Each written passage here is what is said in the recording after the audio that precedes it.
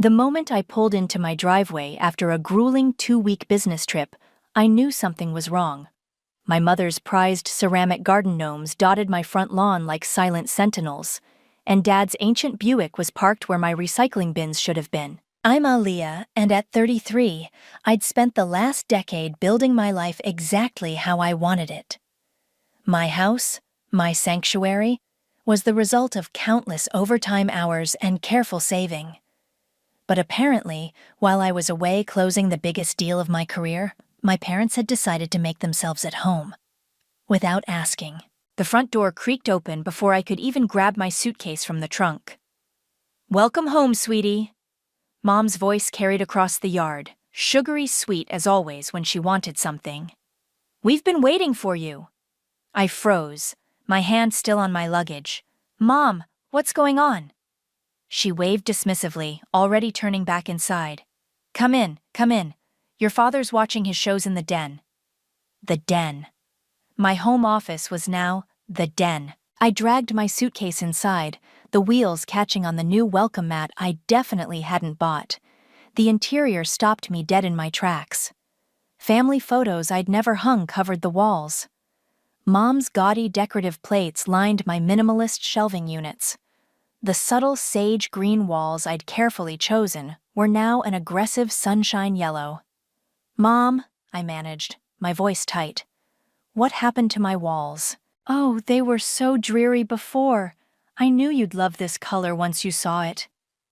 She bustled around the kitchen, my kitchen, pulling out casserole dishes I'd never owned.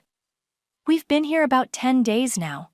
Your father's retirement started earlier than expected, and our lease was up, so we thought, why not? Why not ask me first?"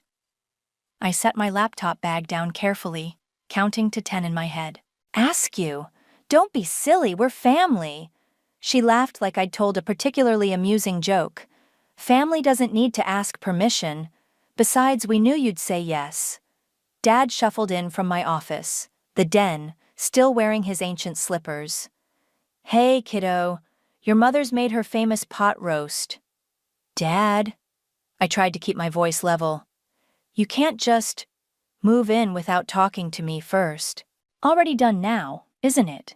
He shrugged, settling into my favorite reading chair. "Your mother's got everything arranged just right. You'll see, it'll be nice having us here." "Nice?" I echoed, watching Mom rearrange my carefully organized kitchen drawers. "This is my house. My space. You can't just—" "Aaliyah Franklin, don't you take that tone with us," Mom cut in, her voice sharp. "After everything we've done for you, all those years of raising you, putting you through college." "I paid for college myself," I reminded her. "Every penny of it, just like I paid for this house." "Well, we gave you the values that made that possible," she sniffed. "Now, wash up for dinner. I made your favorite dessert too, that apple pie you loved as a child." I haven't liked apple pie since I was 12. My phone buzzed in my pocket, a text from my brother Josiah. "Hey sis, heard Mom and Dad pulled their latest stunt. You okay?" I typed back quickly. "No, not okay. Call you later."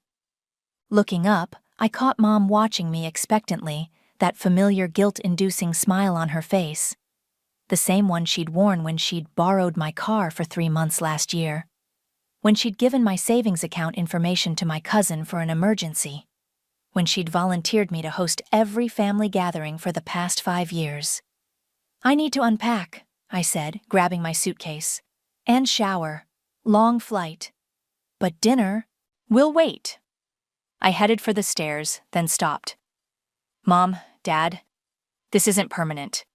We need to talk about this. Soon." "Of course, sweetie," Mom called after me, her tone dismissive. "Whatever you say." In my bedroom, the only space they hadn't invaded yet. I closed the door and leaned against it, sliding down to sit on the floor. My hands were shaking as I pulled out my phone again, this time to text my friend Alina. "Need lawyer recommendations. ASAP." The response came quickly. "Hafal." I took a deep breath and typed. Time to finally draw some boundaries. Hard ones. Downstairs, I could hear Mom humming as she continued rearranging my life without permission. But this time would be different. This time, I wasn't going to smile and accept it. This time, I was going to fight back, and they weren't going to see it coming. The next morning, I escaped to work early, desperate for some semblance of normalcy. My colleague Tyler was already at his desk, eyebrows rising as I dropped into my chair with an exhausted sigh. "Rough night?" he asked, sliding a coffee my way. "You look like you've seen a ghost." "Worse. My parents have invaded my house." I took a grateful sip. "Remember last year when I told you about my mom borrowing my car? The 3-month borrowing that turned into her selling it and keeping the money? Yeah, hard to forget that one." I rubbed my temples. "This is worse. They've moved in, without asking, repainted my walls, rearranged everything. My mom turned my home office into my dad's den." Tyler whistled low. "And you're letting them stay?" "I don't know what to do," I admitted. "Every time I try to stand up to them, Mom pulls the 'after everything we've done for you' card." "Like what? Making you take out student loans while they bought a timeshare?" Tyler's voice dripped with sarcasm. "Or maybe when they borrowed your emergency fund for your cousin's pyramid scheme? Don't forget the time they volunteered my house for Uncle Robert's wedding reception, without telling me, on a Tuesday. And you had to cater it yourself," Tyler added, while taking sick days from work. My phone buzzed. Another text from Mom. "Honey, we need your credit card for some new curtains. The ones you have are too modern." I showed Tyler the message, and he shook his head. "You know what this is, right? Financial abuse, emotional manipulation. If they were anyone but your parents, you'd have called the cops already." "I know. But..." "No buts." Tyler turned his chair to face me fully. "Remember when you first started here? You were so worried about proving yourself that you let everyone dump their work on you. What did I tell you then?" "That being nice doesn't mean being a doormat," I recited. "Exactly. And what did you do?" "I started saying no, set boundaries." I smiled slightly at the memory. "Became the youngest project manager in company history. So why are your parents different?" I stared at my coffee cup. "Because every time I try to stand up to them, I remember being 10 years old, asking for new shoes because mine had holes, and Mom saying we couldn't afford it. Then watching her buy herself a new purse the next day. Jesus, Aaliyah. Yeah." I pulled out my phone again, showing him another text from last night. "But I think I'm done. I texted my friend Alina for lawyer recommendations." Tyler's face lit up. "Now that's the Aaliyah I know. The one who closed the Martinez deal last week. The one who doesn't take crap from anyone." "Except my parents," I muttered. "Not anymore," he corrected. "Look, I know a good lawyer. She specializes in tenant law. Want her number?" My phone buzzed again. "Mom. Also, we invited the whole family for Sunday dinner. Hope you don't mind cooking." Something inside me snapped. I thought about all the times I'd given in. All the times I'd smiled through gritted teeth while they took and took and took. The college fund they'd borrowed for a vacation. The countless family events I'd been voluntold to host. The boundaries they'd steamrolled over and over again. "Give me the number," I said firmly. Tyler grinned, already dialing. "Hey, Sarah. Got a potential client for you. Can you squeeze her in today?" 20 minutes later, I had an appointment for my lunch break. "You're doing the right thing," Tyler assured me as I gathered my things to leave. "They're counting on you being too nice to fight back. Time to show them they're wrong." "I know," I said quietly. "I just wish that they'd be actual parents." "Yeah, I get it." He squeezed my shoulder. "But you can't change them. You can only change how you respond to them." As I headed for the elevator, my phone buzzed one more time. A text from Josiah. "Mom just called me, complaining that you're being difficult. Whatever you're planning, I've got your back, sis." For the first time since coming home to find my parents had invaded my space, I felt something other than anxiety and dread. I felt hope. And underneath that hope, something else was building. A determination that had helped me succeed in every other area of my life. It was time to apply that same determination to my family situation. Time to stop being the dutiful daughter they could walk all over. Time to be the strong, successful woman I was in every other aspect of my life. Time to take back my home. Sarah's law office was exactly what I needed: professional, direct, and completely unsentimental about my situation. She listened to my story without the pitying looks I'd grown used to, taking notes in sharp, precise strokes. "It's actually quite straightforward," she said, sliding a document across her desk. "They have no lease, no rental agreement, and no legal right to be there. You can issue a formal eviction notice today." Just like that? Just like that, they'll have 30 days to vacate. She tapped her pen against the paper. "Though given what you've told me, I'd recommend changing your locks immediately and installing security cameras." My stomach churned.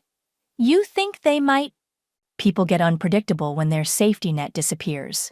Even family, especially family. A knock at her office door interrupted us. Her assistant poked her head in. "Sorry to interrupt, but there's a Josiah here? Says he's your brother?" I jumped up. "Is everything okay?" Josiah burst in, looking worried. "Mom's on the warpath. She's talking about putting the house up for sale." "She can't do that," Sarah interjected smoothly. "The property is solely in Aliyah's name." "Thank God!" Josiah collapsed into the chair next to mine. "Sorry for barging in, but when I heard her on the phone with a realtor—" "Wait, she's actually trying to sell my house?" My voice rose. "Without even talking to me?" "She says it's for the best, since you're clearly not ready for home ownership." He made air quotes, rolling his eyes. "You know how she gets." Sarah's pen scratched across her legal pad. "This actually strengthens our case. Attempting to sell property they don't own shows clear intent to interfere with your property rights." "I can't believe they'd go this far," I muttered. "Really?" Josiah raised an eyebrow. "Remember when they tried to arrange your marriage to that guy from their church? Or when Mom accidentally canceled your college applications because she thought you should stay home?" Sarah looked up sharply. "Pattern of controlling behavior, noted." "I'll help you serve the papers," Josiah offered. "And I've got videos of Mom bragging about moving in without permission, plus screenshots of her texts about selling the house." "You're really on my side with this?" I asked quietly. "Always have been, sis." He squeezed my hand. "Someone needs to stand up to them. Might as well be us." Sarah printed out the final documents, explaining each one as I signed. "Remember, once these are served, the 30-day clock starts ticking. They might try to negotiate, delay, or manipulate. Don't engage. Direct all communication through my office." That evening, Josiah and I sat in my car outside my house, our parents' cars taking up the entire driveway. The eviction notice felt heavy in my hands. "Ready?" Josiah asked. "No," I admitted.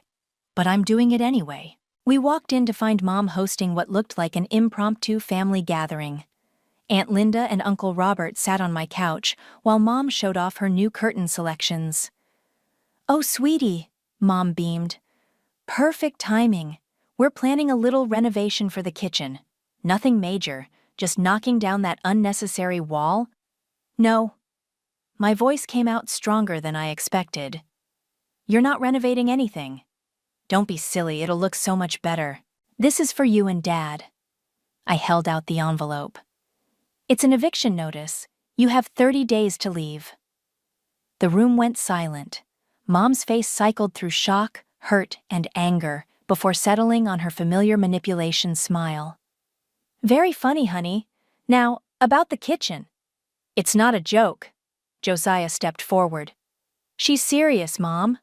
Dad looked up from his newspaper. "Now, kiddo, let's not be hasty." "Hasty?" I laughed. "You moved into my house without asking. You're trying to sell it without my permission. You're planning renovations I don't want and can't afford. This isn't hasty. This is long overdue. After everything we've done for you?" Mom's voice rose. "This is how you repay us?" "Everything you've done for me."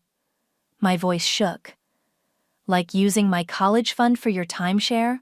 Or selling my car and keeping the money?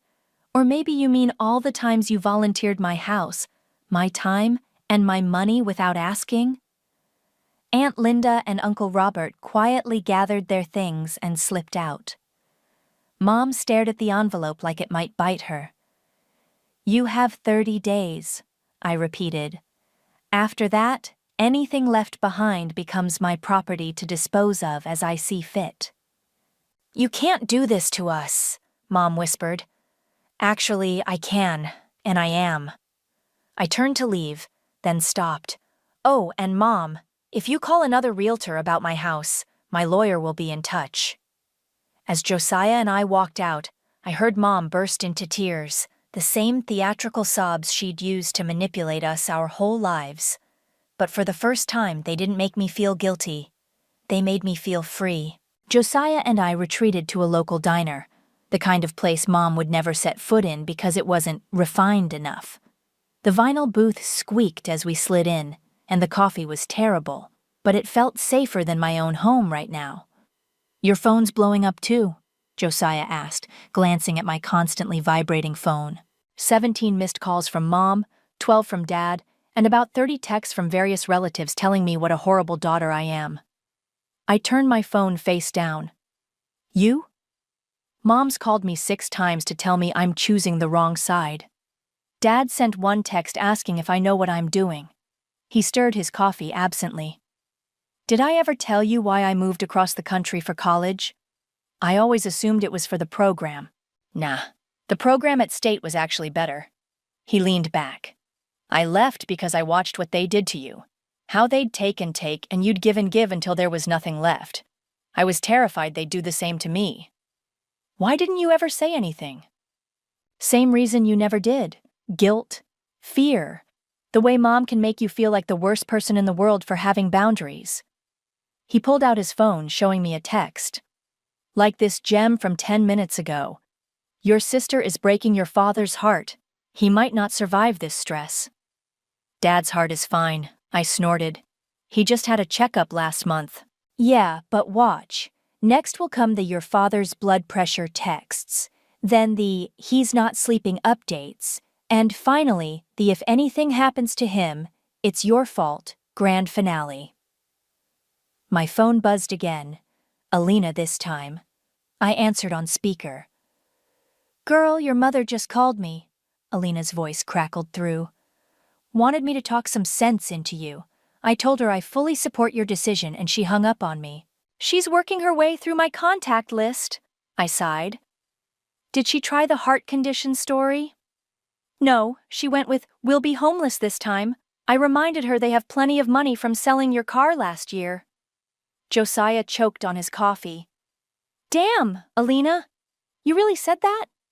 "Someone had to. I've watched them take advantage of Aaliyah for years.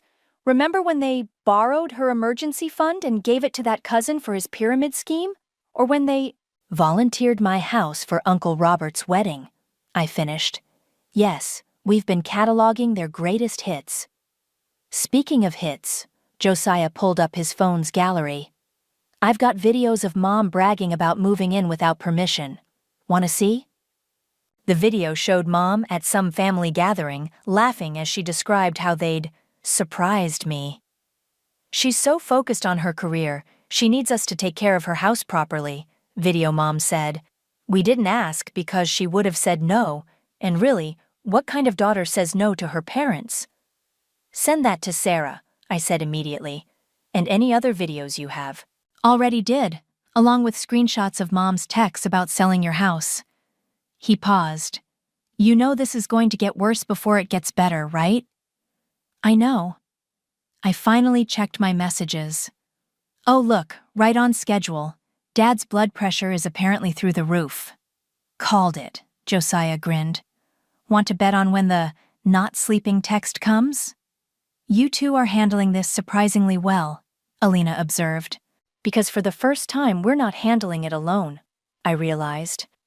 "We've got each other. We've got you. We've got legal backup. We've got proof, Josiah added. Hard to gaslight us when we've got receipts. My phone lit up with another call, this time from Tyler. Hey, how'd it go? About as well as expected. Mom's working her way through my contact list, Dad's supposedly dying of stress, and half the family thinks I'm Satan incarnate.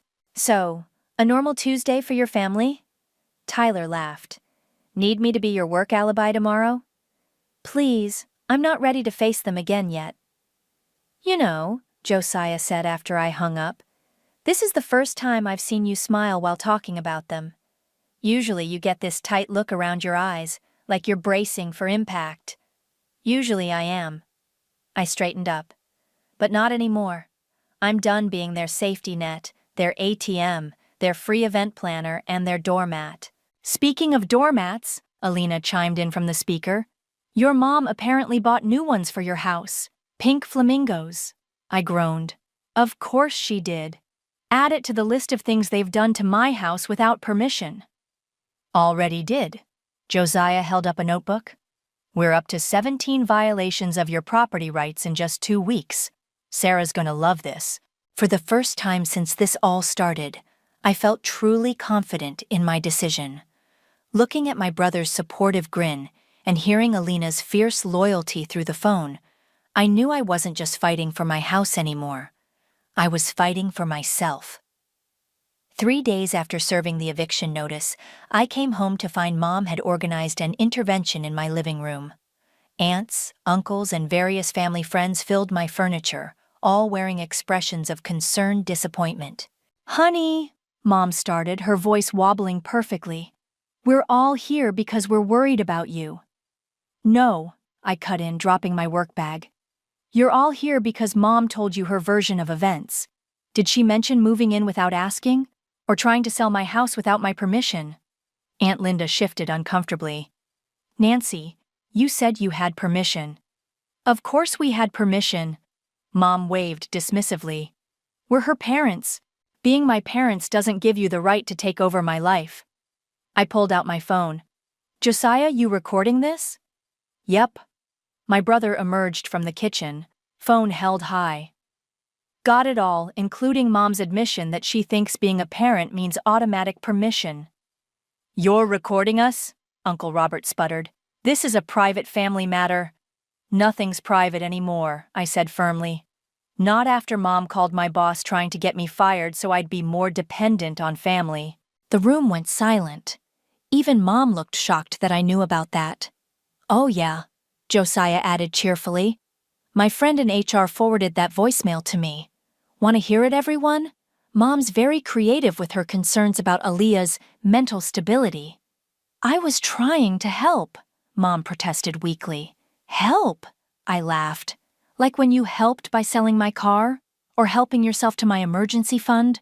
Or maybe like you're helping now by trying to force me out of my own house? Dad finally spoke up from his corner.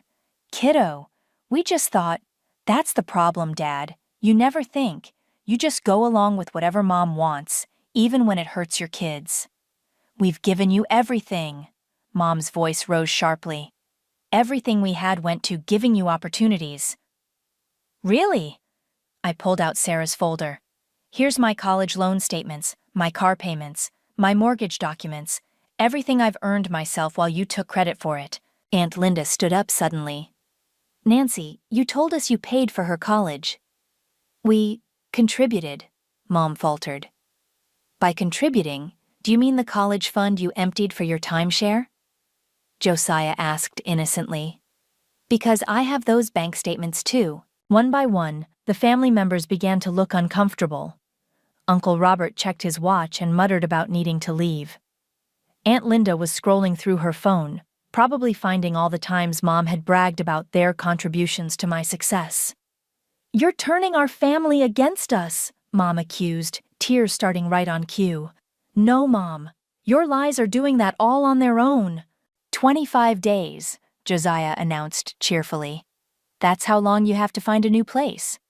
Might want to start packing instead of organizing family ambushes. We're not leaving, Dad said firmly. This is our home now. Actually, I pulled out another document. Sarah filed a restraining order this morning. If you're not out in 25 days, the sheriff will remove you. You'd do that to your own parents? Mom's voice cracked perfectly. You tried to get me fired, I reminded her, to make me dependent on you. That's when I realized this isn't about family. It's about control. The remaining relatives were quietly gathering their things, avoiding eye contact. Mom's carefully orchestrated intervention was crumbling around her. Linda, Robert, wait! She called desperately. You can't leave. We need to show Aaliyah how unreasonable she's being. Aunt Linda paused at the door. Nancy, you lied to us. You lied about paying for her college, about having permission to move in. What else have you lied about? I never, Mom started, but Josiah was already playing a video on his phone. Mom bragging about moving in while I was away, laughing about how I couldn't stop them now. The last relatives fled, leaving just my parents, Josiah and me. 25 days, I repeated, and if anything else in this house is damaged, sold, or renovated without my permission, Sarah will add it to the civil suit. Civil suit? Dad paled. For the car you sold, the emergency fund you took, and the property damage you've already done. I headed for the stairs. I'm staying at Alina's until you leave. Josiah has cameras set up throughout the house, so don't get any ideas. We're your parents, Mom tried one last time. You can't just— Actually, I can. And I am. I grabbed my overnight bag, already packed, knowing this confrontation was coming. You taught me that family is everything, Mom. You just never expected me to realize that includes respecting myself. As Josiah and I walked out, we could hear Mom starting to cry again. But this time, there was no audience to manipulate. No one to turn against me. Just the sound of consequences finally catching up to her. The security camera notification pinged on my phone while I was at work. Mom was removing paintings from my walls, not her decorations, but my original artwork. I watched in real time as she carefully wrapped each piece.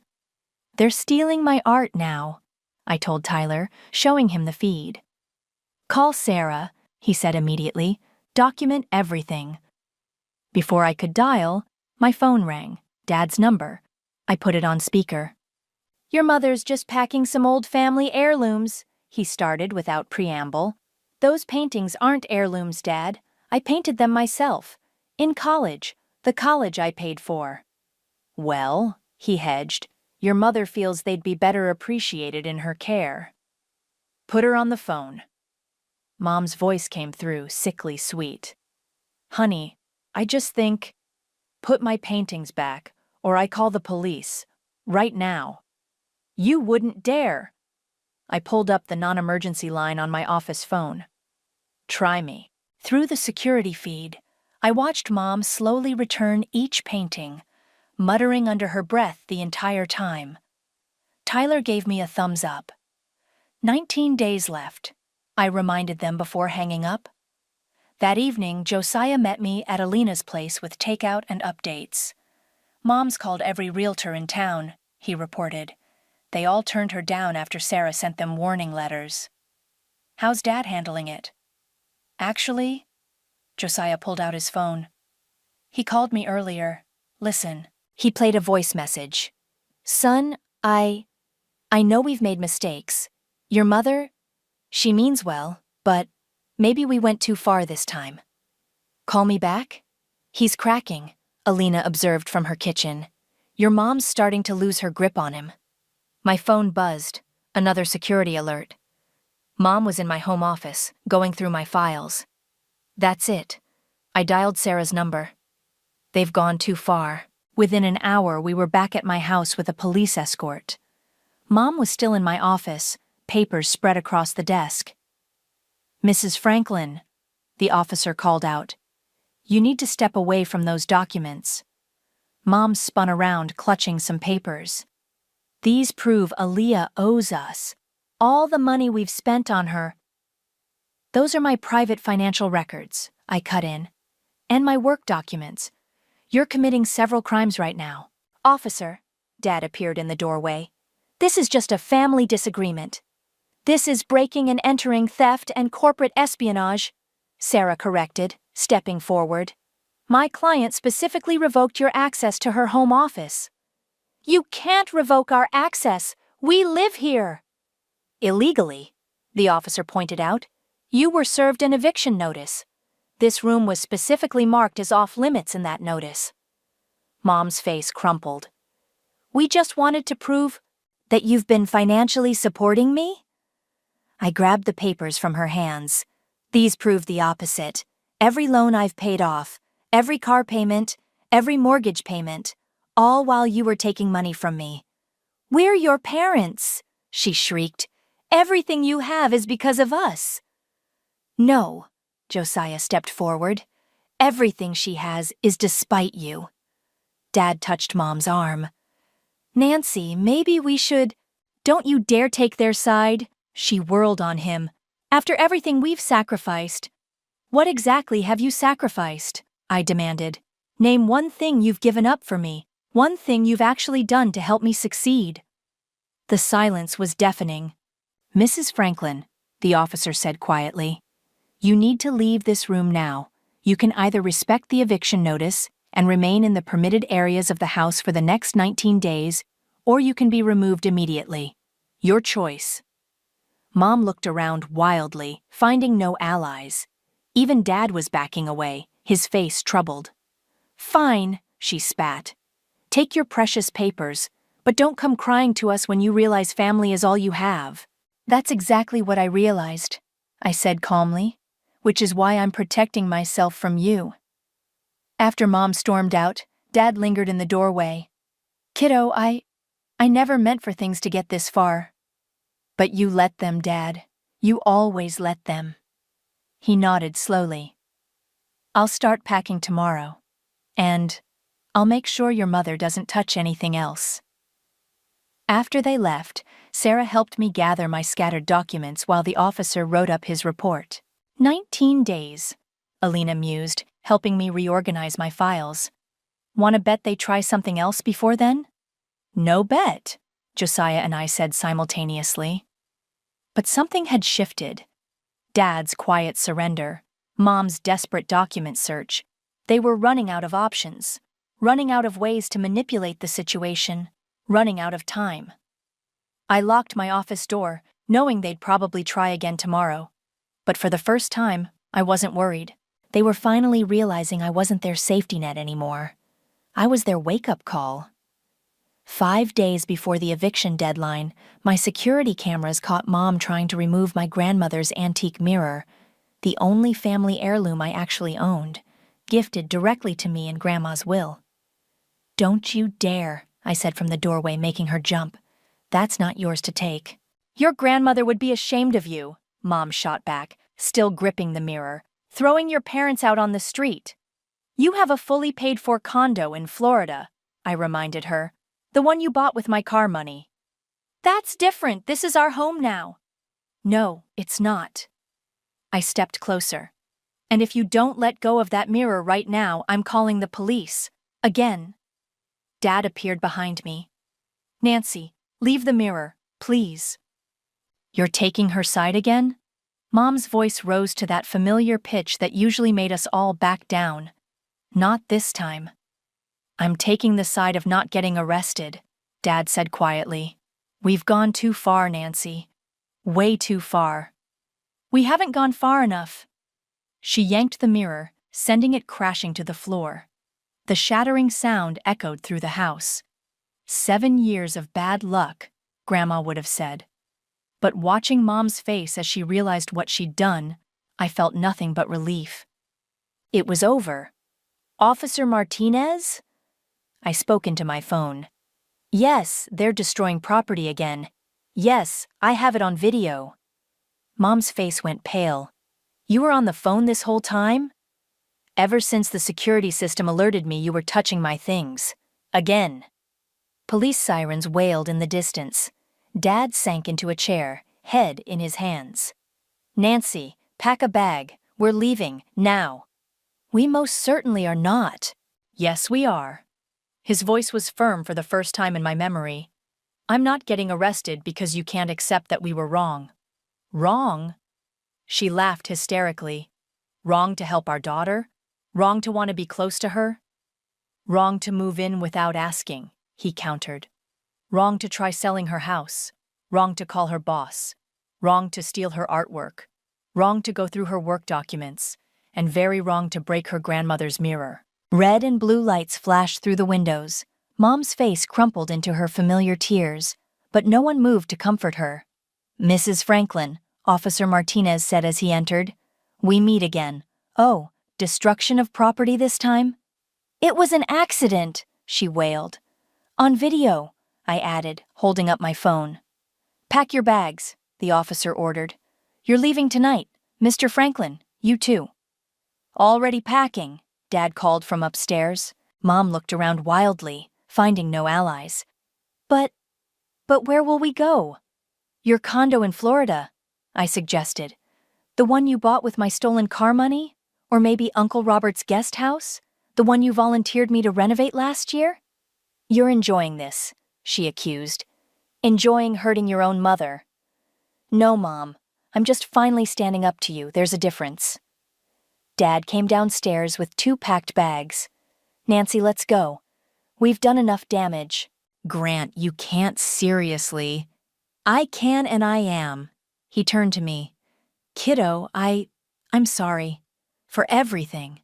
Not just this, but for never standing up to her before. For letting her take advantage of you all these years." "Sorry doesn't fix it, Dad." "I know." He handed me an envelope. "But maybe this will help. It's not everything we owe you, but it's a start. I sold my boat." Mom gasped. "You didn't." "I did. Should cover the car money at least." He picked up their bags. "Coming, Nancy?" She looked between us, mascara running down her face.